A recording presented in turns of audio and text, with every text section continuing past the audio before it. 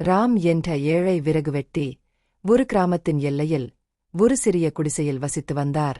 ராம் ஒவ்வொரு நாளும் மரங்களை வெட்டுவதற்காக அருகிலுள்ள காட்டிற்குச் செல்வார். மேலும் தனது வாழ்வாதாரத்திற்காக ஒரு பணக்கார வணிகரிடம் மரங்களை விற்றார். பணமில்லாமல் இருந்தாலும் ராம் மிகவும் நேர்மையான மனிதர். ஒருநாள் ராமர் ஒரு ஆற்றின் அருகே மரம் வெட்டிக் கொண்டிருந்தபோது அவருடைய கோடாரி அவரது கையிலிருந்து நழுவி ஆற்றில் விழுந்தது. நதி மிகவும் ஆழமாக இருந்தது. அவருடைய கோடாரி பணம் சம்பாதிப்பதற்கான ஒரே வழி. அவனுக்கு கவலை அதிகரித்தது. விறகு வெட்டுவது மட்டுமே தனக்குத் தெரிந்த திறமையாக இருந்ததால் கோடரி இல்லாமல் தனது குடும்பத்தை எப்படி காப்பாற்றுவது என்று ராம் கவலைப்பட்டார். அவர் உதவிக்காக ஜெபித்தார். திடீரென்று ஒரு அதிசயம் நிகழ்ந்தது. கடவுள் அவன் முன் தோன்றினார். ராமின் பிரார்த்தனை உண்மையாக இருந்தது. எனவே கடவுள் அவர் முன் தோன்றினார். அவர் தனது பிரச்சனையை ராமிடம் கேட்டார். மேலும் ராம் முழு அத்தியாயத்தையும் விளக்கினார். அப்போது கடவுள் ராமருக்கு உதவுவதாக கூறினார்.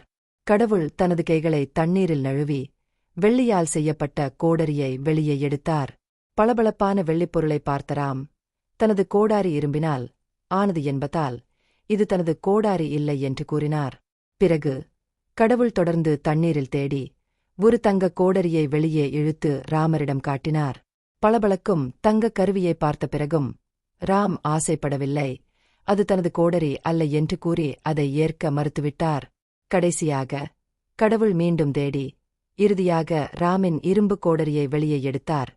ராம் இறுதியாக நிம்மதியடைந்து இரும்பு கோடாரி தனக்கு சொந்தமானது என்று கூறி அதை மகிழ்ச்சியுடன் ஏற்றுக்கொண்டார். ராமரின் நேர்மையைக் கண்டு கடவுள் மனம் மகிழ்ந்தார்.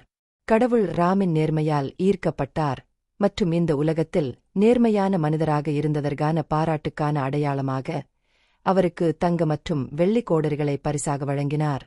ராம் கடவுளின் பரிசில் மூழ்கி அதை முழு மனதுடன் ஏற்றுக்கொண்டார். அதன் பிறகு ராமர் ஏழையாக இல்லை. அவர் ஒரு விறகு வெட்டியாக மகிழ்ச்சியான மற்றும் அமைதியான வாழ்க்கையை தொடர்ந்தார்.